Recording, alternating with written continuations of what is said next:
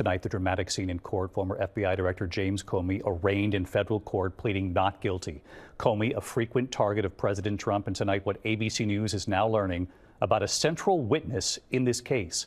Comey's team now trying to get this trial dismissed before it even starts. Here's our Chief Justice correspondent Pierre Thomas. He was in the courtroom today.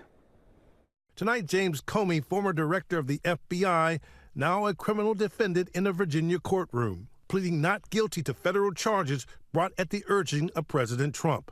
Comey has publicly proclaimed his innocence. I have great confidence in the federal judicial system, and I'm innocent.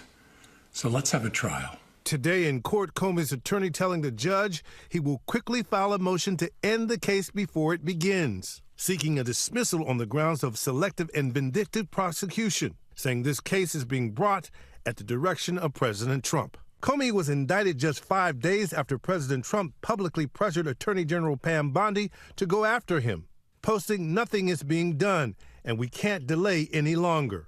24 hours ago, Bondi was asked about that message. Do you consider that a directive to the Justice Department?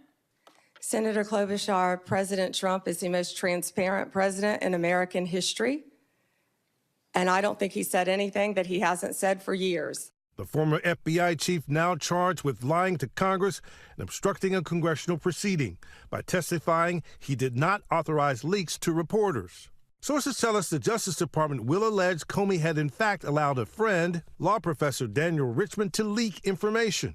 This, although sources say prosecutors had previously determined Richmond would be a problematic witness who would present likely insurmountable problems for their case.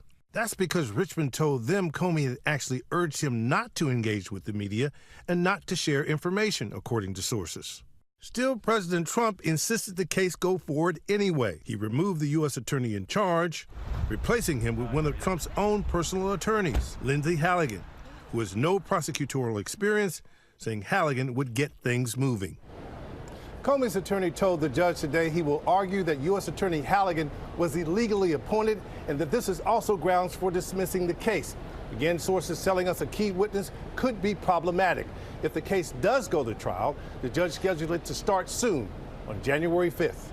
David? You'll be following it. Pierre Thomas in Washington, thank you. Tonight,